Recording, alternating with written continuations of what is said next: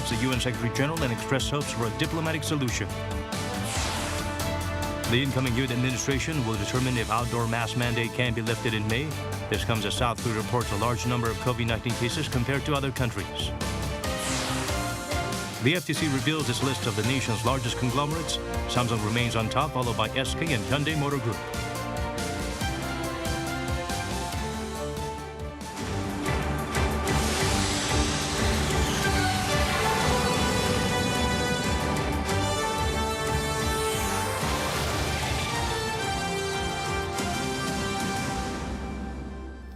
Hello, it's good to have you with us. I'm Daniel Che here to bring the latest. Let's begin with our top story. Russia continues its offensive in Ukraine, focusing on the east of the country. The armed forces of Ukraine admit they lost control of some towns and villages in the region, but they reportedly took out 9 Russian tanks and 11 artillery systems in Donbass. Song Yoo-jin starts us off. In the east of the country, where Russia has shifted its focus, the armed forces of Ukraine acknowledged Wednesday that they've lost control of several towns and villages. Heavy fighting continues in the separatist regions of Donetsk and Luhansk, with Russian missiles reportedly damaging schools, hospitals, and other civilian infrastructure. In the south, the chairman of the Ukrainian railway network confirmed that another missile on Wednesday hit a key bridge in the port city of Odessa that links the city to Ukraine's southwest. The bridge was under repair after being struck by a missile the day before. The Russian military also now claims to have taken complete control over the southern city of Kherson, as well as parts of Kharkiv, Zaporizhia, and Mykolaiv. Yet Russia still faces fierce resistance. In the Donetsk and Luhansk regions over the past day, 9 enemy attacks were repelled, 9 tanks, 11 artillery systems, 4 special unit vehicles, 17 armored vehicles, 3 special engineering units, 16 units of automotive equipment, 4 tankers and 1 anti-aircraft installation have been destroyed. And according to UK military intelligence, Ukraine is still in control of most of its airspace, with Russia having very limited access to the skies in the north and west. Meanwhile, tensions with Russia are rising among Ukraine's neighbors. Russia's state-owned energy giant Gazprom confirmed in a statement that it has stopped supplying gas to Poland and Bulgaria, which have refused to comply with Russia's demand that they pay for gas in rubles. In an effort to arrange a ceasefire, United Nations Secretary General Antonio Guterres met with President Putin in Moscow on Tuesday and is slated to meet with Ukrainian President Volodymyr Zelensky in Kyiv on Thursday. Song Yoo-jin, Arirang News. The UN General Assembly will require the 5 permanent members of the Security Council, the U.S., Russia, China, France, and Britain to justify their choice when using their veto. The Assembly agreed to the resolution on Tuesday by consensus. Any of the 5 countries that used a veto must appear before the Assembly within 10 days to explain their choice. All UN members will have a chance to scrutinize the justification and comment on it.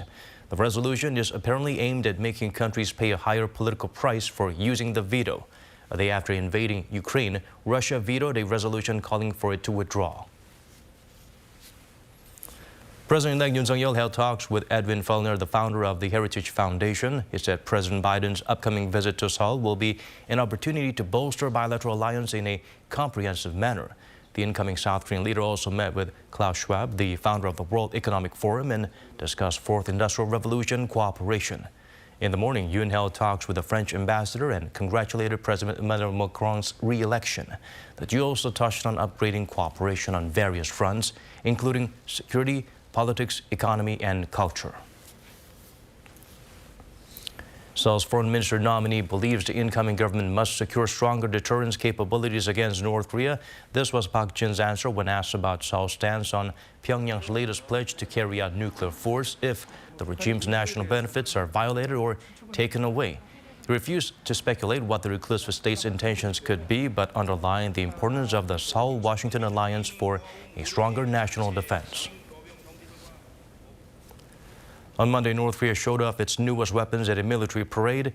In his speech at the event, the regime's leader stressed Pyongyang will strengthen its nuclear capabilities. Han Sung-woo provides a deeper analysis.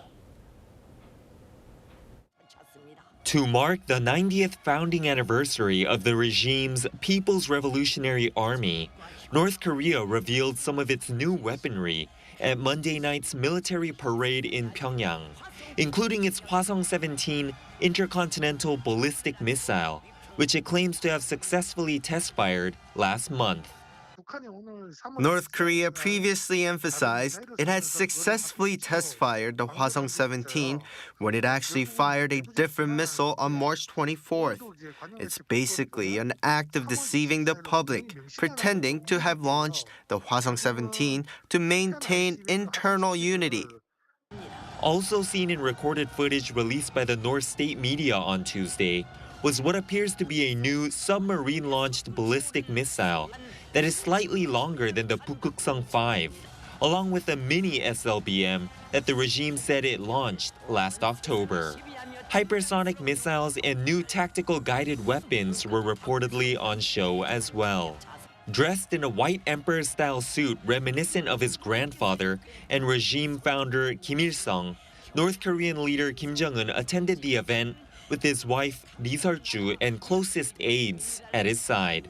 He delivered a speech vowing to continue developing North Korea's nuclear program at the fastest rate possible and threatened to use nuclear weapons if what he called the North's fundamental national interests come under threat, something experts note is a change from previous policies.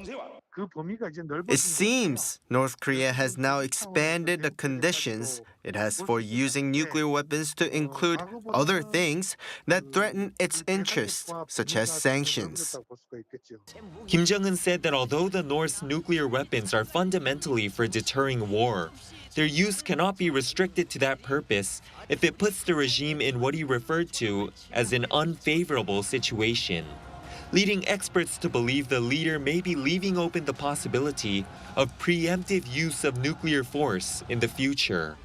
In response to the parade, South Korean President-elect Yoon Suk-yeol's transition team on Tuesday called the North's weapons a real and serious threat and said the incoming administration will strengthen South Korea's alliance with the United States while moving quickly to boost its defense capabilities against the regime's military threats. Han Sung-woo, Arirang News. Moving on to other stories now, Tokyo lodged a formal protest with the South Korean government over plans to conduct research activities on Dokdo. The complaint was reported Wednesday by the Sankei Shimbun, citing a Japanese government official. According to the report, Seoul plans to use drones to survey the island's topographical features and nearby waters. South Korea's foreign ministry dismissed the complaint, reiterating that Dokdo is indisputably South Korean territory, historically, geographically, and under international law. The nation's daily COVID-19 tally stood at above 76,000 on Wednesday. While numbers are declining, the country is still reporting high amount of cases. The Presidential Transition Committee's chair announced a new system will be set up for not only this pandemic but future infectious diseases. Kim Do-yeon brings the updates. Chairman of the Presidential Transition Committee, An Chul-soo, says the Yoon administration will decide on the fate of outdoor mask requirements in late May. As of now, we still have more infections than other countries. That's why we can't compare ourselves to other countries that have lifted outdoor mask mandates. That said, when the situation is right, maybe people can take masks off outdoors, but put them back when going indoors. On Wednesday, An, who also sits as the chair for the COVID-19 response division at the committee, shared the incoming government's 100-day pandemic plan. By the end, the country will be prepared to respond to an expected rebound in COVID-19 infections come this fall. The roadmap consists of 4 pillars. The first one being a science-based antivirus policy. Now, virus prevention measures will be based on clear scientific data. And to do this, a new big data platform, which will be shared with citizens, is going to be formed to analyze the data through AI. The other pillars are establishing a sustainable infectious disease response system, providing protection to high-risk and vulnerable populations, and securing vaccine and treatments. Under the 4 pillars, the incoming government will pursue a total of 34 tasks over varying time frames. One of the first starters in the first 30 days is to launch a large-scale antibody check to better assess the prevalence of infection and secure enough hospital beds for the next wave. Within 50 days, it plans to increase the responsibility of local clinics and hospitals in responding to COVID-19 and set up a new presidential advisory body for infectious diseases. Within 100 days, it aims to revise social distancing criteria. The new system will also introduce social distancing measures that do not classify businesses based on types, but on the level of exposure to infections in general. On Friday, An is expected to take the mic again to explain the Yoon administration's COVID-19 relief policy for compensating the businesses that were hurt due to social distancing measures. Kim Do-yeon, Arirang News. Dandong, a trade hub linking North Korea and China, is seeing a rise in COVID-19 infections. According to local health authorities, the city, which is currently in lockdown, reported more than 100 coronavirus cases on Wednesday, the second straight day of a 3-digit tally. Due to the surge, the ferry traveling between Dandong and South Korea's Incheon has stopped. While the freight train that runs between China and North Korea is still in operation, it could be halted if the virus situation worsens. The same route had previously been canceled by Pyongyang for around 18 months following the initial outbreak.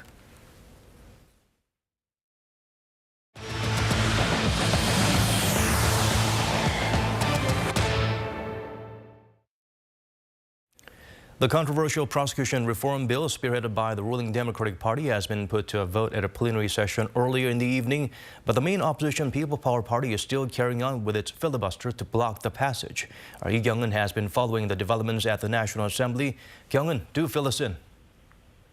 Daniel, the filibuster has been ongoing for about 5 hours now, and it is likely to go on until the legal deadline of midnight when this parliamentary provisional session ends.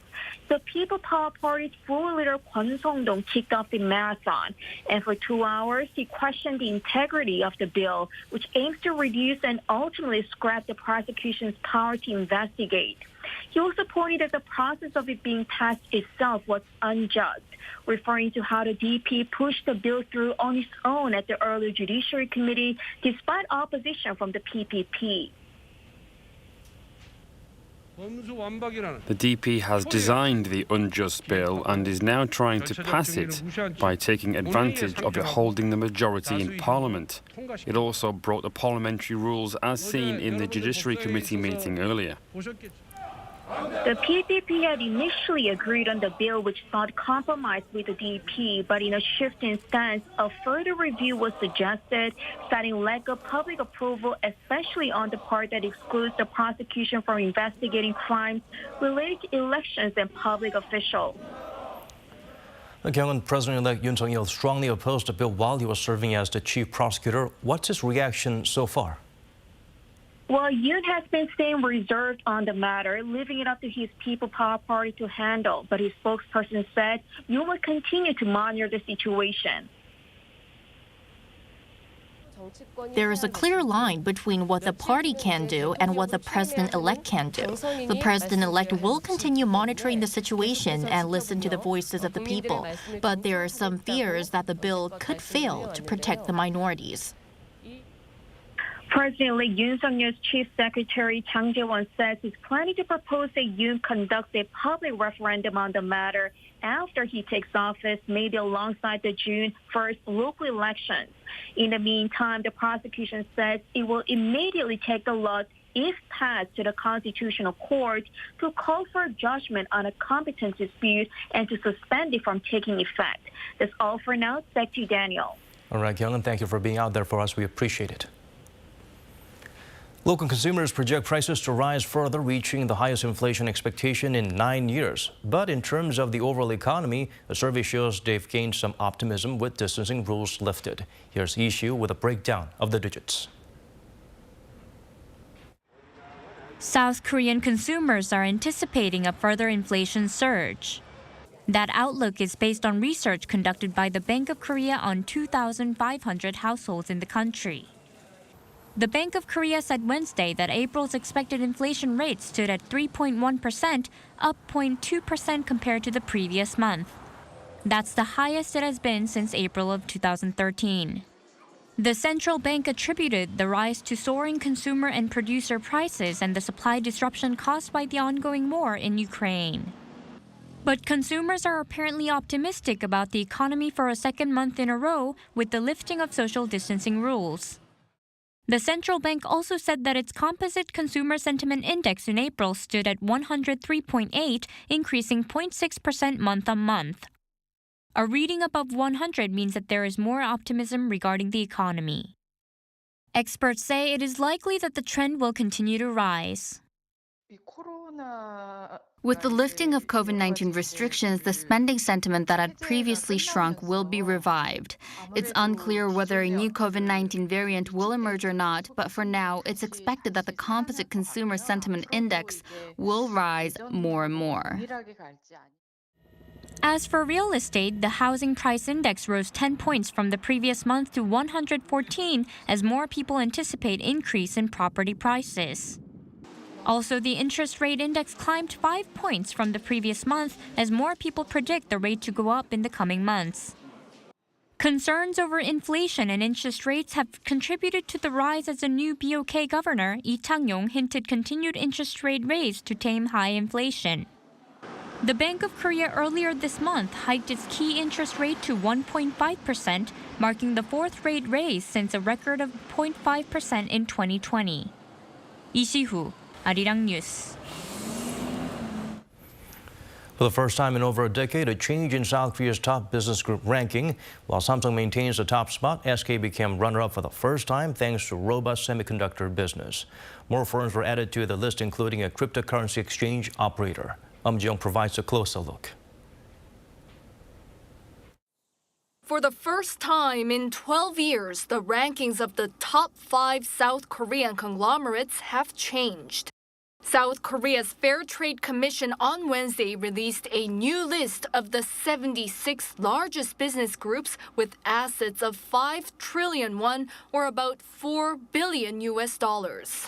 The 5 largest business groups by size in terms of total assets are now Samsung, SK, Hyundai Motor Group, LG, and Lotte in that order.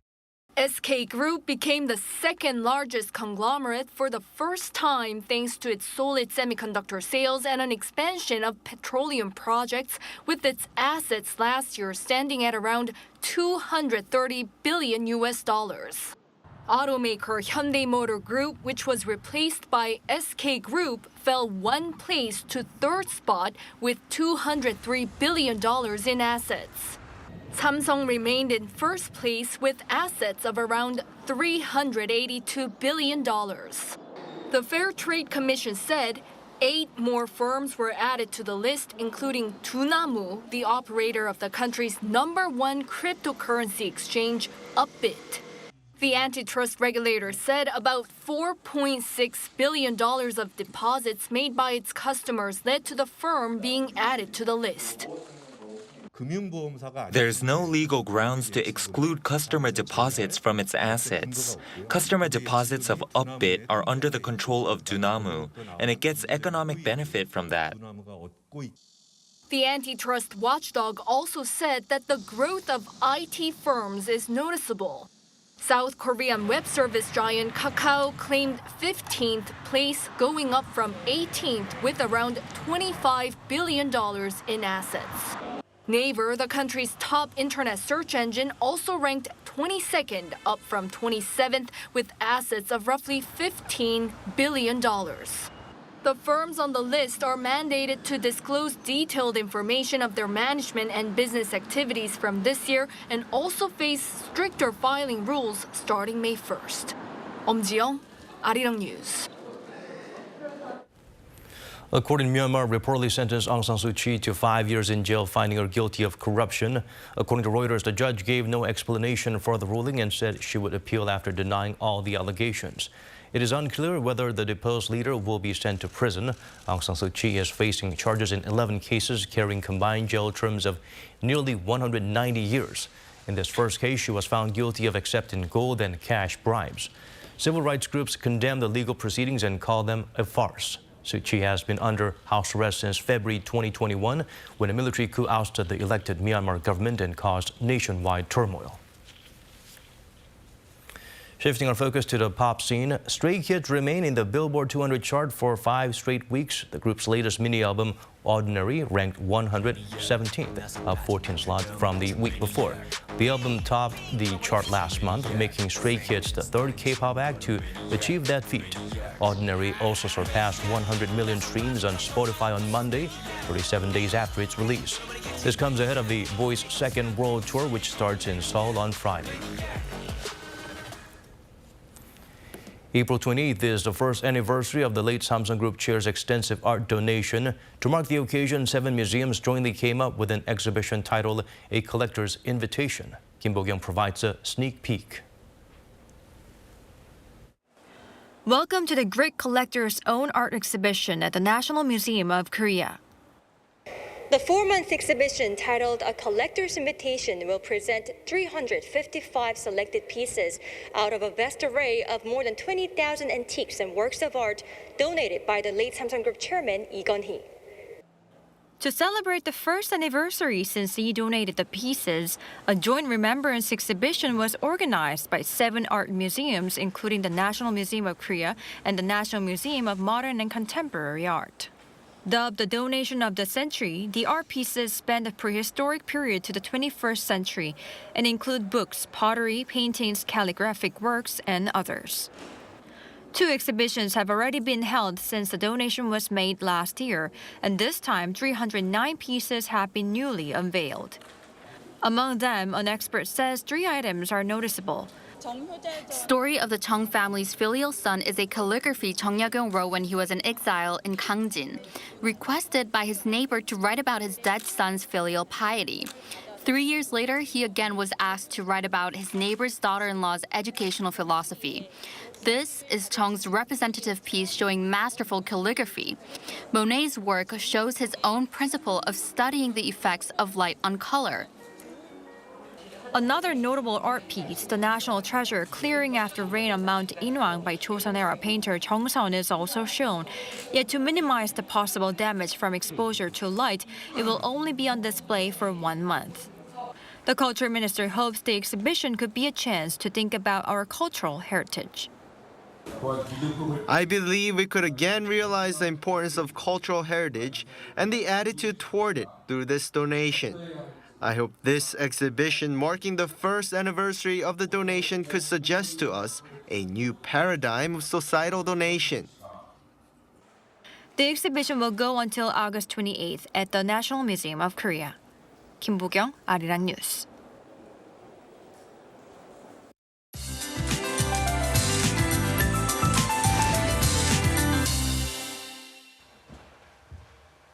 Conditions for tomorrow look mild overall in South Korea with warm temperatures and clean air nationwide. Morning temperatures may feel colder than the actual readings with a cool breeze, but daytime temperatures will be nearing 25 degrees Celsius in Seoul. Big contrast in temperatures can weaken the immune system, so please take extra care of your health. Under warm sunshine, UV radiation will get stronger for the daytime.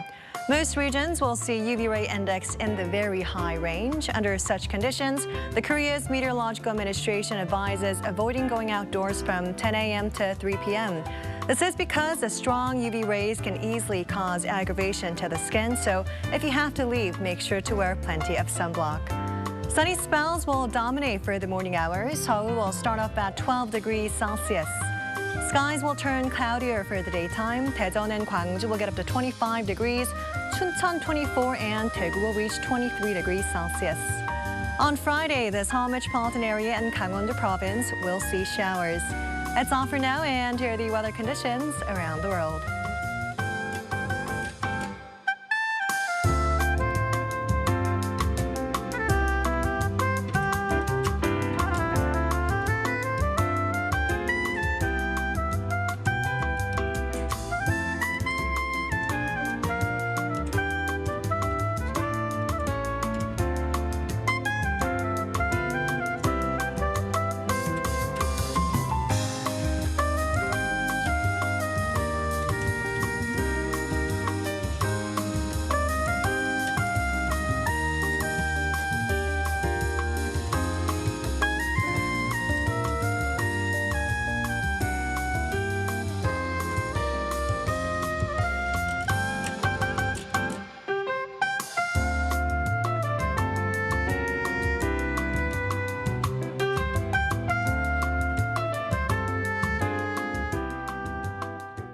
It's time to wrap things up. As always, thank you for staying with us.